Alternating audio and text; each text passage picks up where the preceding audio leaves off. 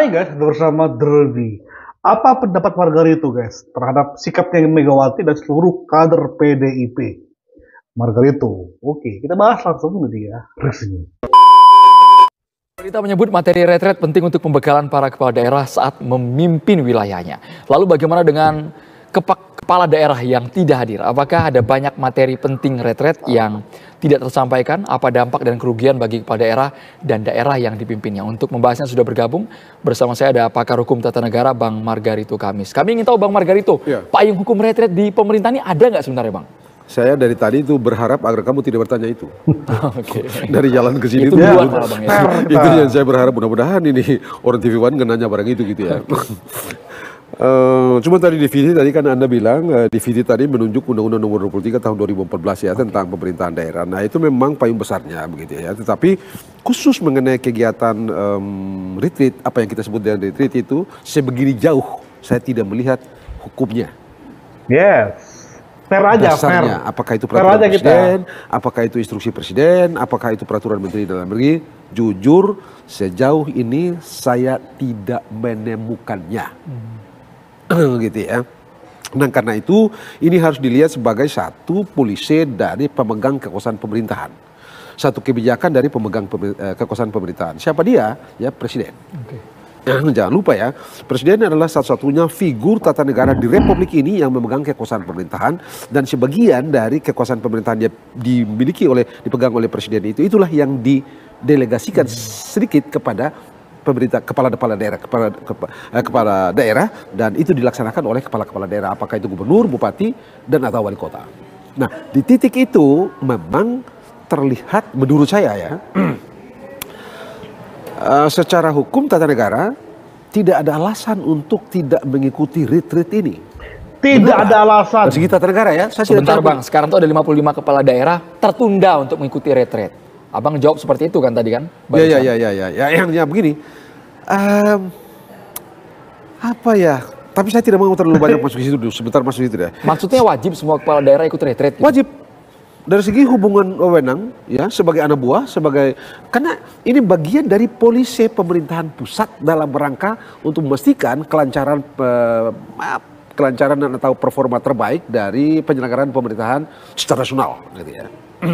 Dan di titik itu sekali lagi mereka mesti hadir, tidak ada alasan untuk tidak hadir. Karena pemerintah sekarang begitu dia mengucapkan saya bersumpah bla bla bla bla, melaksanakan undang-undang kekuasaan pemerintah secara jujur, lurus dan segala macam. Detik itu dia pemerintah. Detik itu juga dia menjadi subjek yang dituju oleh seluruh kebijakan pemerintah pusat.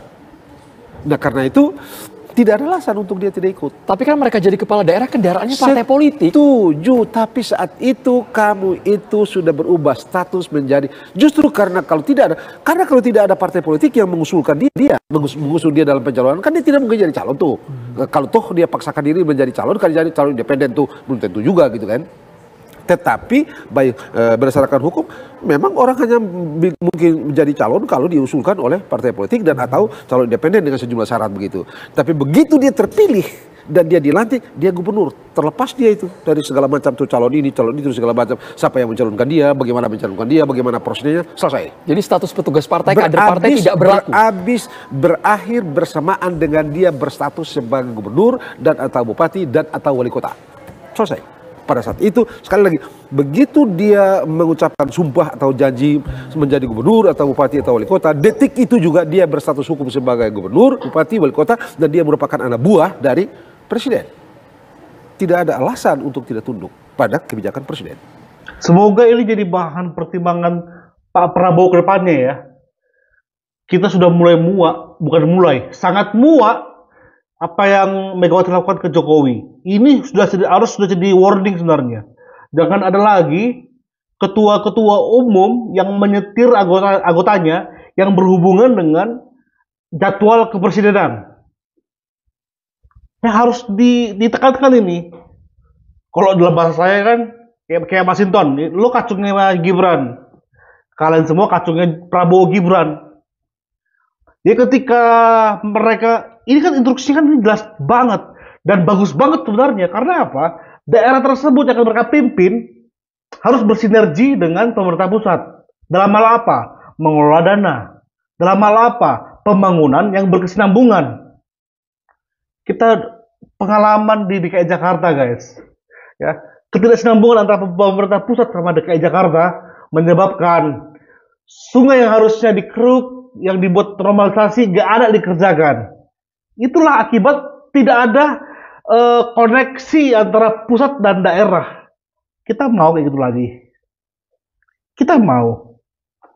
Makanya semoga kedepannya ini Pak Presiden Pak Prabowo mengeluarkan kepres atau perpres untuk mengatasi ini semua. Ya guys ya. Mantap Pak Mager itu. Walaupun memang dia fair dalam hal undang-undang nggak ada yang mengatur hal demikian. Tetapi aku suka ini. Bahkan kata wajib itu bagi aku, berani dia ngucapin kata wajib ya. Walaupun kalau ada sire bangsat itu akan berdebat mereka. Tapi poinnya adalah nggak ada alasan untuk mereka nggak datang. Itu tepat banget. Kecuali ada acara pernikahan keluarga mereka atau sakit, ya, dimaklumi kan. Tapi alasan dilarang ketua umum itu nggak alasan. Memang akan jauh lebih bagus misalnya kalau kemarin dia akan jauh lebih bagus ini kalau misalnya presiden itu membuat peraturan presiden tentang pelantikan atau peresmian pelantikan gubernur, bupati, wali kota itu diikuti dengan misalnya tindakan-tindakan, misalnya retreat dan segala macam ini. Atau kalau itu tidak bisa, peraturan presiden yang akan terlalu tinggi, bisa saja dibentuk dalam peraturan menteri. Misalnya di peraturan presiden tentang pelantikan gubernur misalnya, begitu ya, gubernur, bupati dan wali kota itu, atau pelantikan kepala daerah itu. Lalu di dalam pasal-pasal tertentu diatur tentang kegiatan retreat ini. Tapi apapun itu, sekalipun tidak ada, tetap saja ini sesuatu yang legal. Dan ini merupakan polisi. Dari siapa? Dari pemegang kekuasaan pemerintahan. Siapa dia? Presiden. Lalu orang-orang ini siapa mereka? Mereka ini anak buah presiden. Satu. Yang kedua, jangan lupa ya, dari segi tata negara, presiden adalah satu-satunya penyelenggara pemerintahan di negeri ini, di republik ini. Sekali lagi seperti tadi saya mengatakannya di awal, kekuasaan pemerintahan itulah yang detailnya, sebagian diantaranya, detail-detailnya itu dikasih kepada gubernur dan atau wali kota dan atau bupati. Dan di titik itu tidak ada alasan untuk tidak tunduk.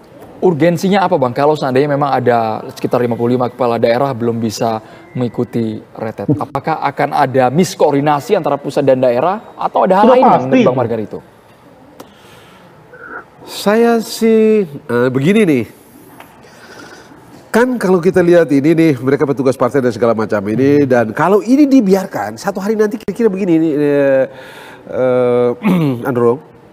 Satu hari nanti kalau ada rapat koordinasi misalnya antara presiden dengan atau pemerintah pusat dengan pemerintah gubernur atau dan gubernur atau pemerintah pusat dengan bupati-bupati dan atau pemerintah pusat dengan wali kota misalnya, mereka dapat saja mengatakan bahwa itu kan bukan tindakan pemerintahan, itu bukan urusan pemerintahan, itu urusan manajemen. Ya, saya datang, betul. Saya ini melaksanakan urusan pemerintahan, betul. Gubernur ini, apakah itu pemerintahan wajib, urusan yang wajib atau urusan yang bersifat konkuren atau pilihan segala macam itu. Tapi yang pasti rakor itu bukan urusan pemerintahan. Karena itu saya nggak datang, itu urusan manajemen. Apa begitu kita bernegara? Tapi bisa jadi dengan alasan yang sekarang ini, satu hari nanti kalau misalnya ini politiknya berkembang sedemikian dinamisnya dan kemudian memunculkan katakanlah judgement untuk udah nggak usah datang deh, cuma rakor doang, kan ada timpang gitu. Dan di titik itu memang perlu ditata ini hubungan ini, tidak cukup dengan seperti sekarang ini. Memang kalau saya gitu ya, Ibu Mega tidak salah dari segi permainan politik, begitu ya. Yang memang dia bilang begitu. Yang rumit ini orang-orang yang berstatus gubernur, bupati dan wali kota. Anda mau ikut gubernur, mau ikut perintah partai atau mau ikut perintah negara? Oke, Bu Mega nggak salah, tapi dia nggak ada otak untuk membuat keputusan seperti itu. Masuk akal juga sebenarnya. Itu udah haknya dia lah. Karena kalau udah bicara hak ya nggak ada yang salah di situ kan. Tapi ada juga yang dilakukan dia itu bertabrakan dengan aturan yang sudah ada. Itu udah aku bilang. Megawati nggak salah, tapi Megawati nggak ada otak untuk ngasih keputusan tersebut. Akhirnya ada istilah Mas Hinton, aku sayang ibu, aku juga sayang istri. Bacot, aku sayang ibu, aku sayang istri. Sekarang ini Anda berstatus sebagai resmi sebagai orang pemerintah, gubernur, bupati dan atau wali kota. Karena itu Anda tunduk dan terikat pada seluruh aturan dan kebijakan pemerintah pusat. Tapi kan ini suratnya instruksi dari ketua umum partai, Bang. Nah, itu dia itu yang saya bilang problemnya ada di mereka gitu ya. Yang mau ikut ini di sana marah, ikut sana bisa jadi ini marah. Jadi kasihan mereka serba salah ini. Kecuali kalau lagi nggak ada badan begitu atau lagi nggak sadar apa begitu ya sudah bodo amat deh. Nah, jangan-jangan yang lain. Tapi kan menarik sekali di 47-nya semuanya nggak datang gitu kan. Kalaulah datang mungkin saja mereka sudah mempertimbangkan risiko dari sikap yang mereka ambil gitu ya. Misalnya aja begini. Kalau saya datang sini bisa jadi saya dipecat. Nah sebelum saya datang ke sini saya lobby aja dulu partai-partai yang lain. Gitu kan. Dan lu pecat gak pindah ke sini deh gitu kan. Nah, bisa jadi begitu gitu kan. Kan sekarang banyak juga orang pindah-pindah partai itu.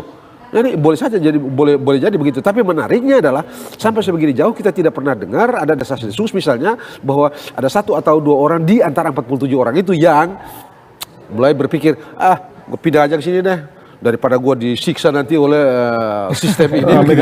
Kan boleh jadi nih. Yang datang ada Bang, tapi enggan berkomentar soal itu. Yang datang ada dari PDI Perjuangan. Kita tutup dengan pendapatnya Kang Deddy ya. Ingat, ketika sudah terpilih, kamu itu gak akan dipecat sebagai wali kota, bupati, gubernur. Nggak akan dipecat dari jabatanmu tersebut. Tapi kamu bisa pindah partai. Karena apa?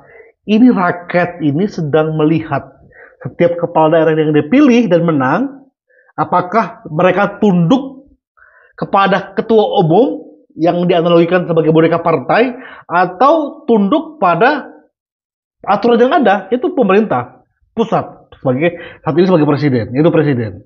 Apakah seperti apa? Kalau mereka tetap pengen tunduk kepada Megawati, siap-siap aja.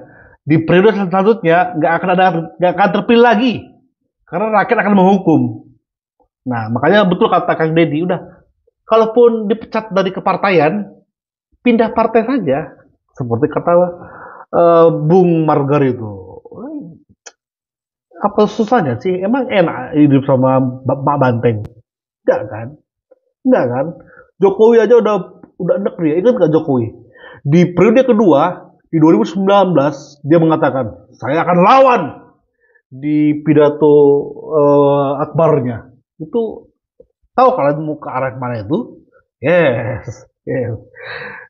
Kepada orang yang menyetir dia di awal Pak Jokowi. Kita akan terus up guys. Karena abis ini ada si Yunarto lagi bersama Ray Rangkuti yang mereka ngasih statement ketika Pramono Masinton melawan Megawati. Kita up. Thank you. Bye bye.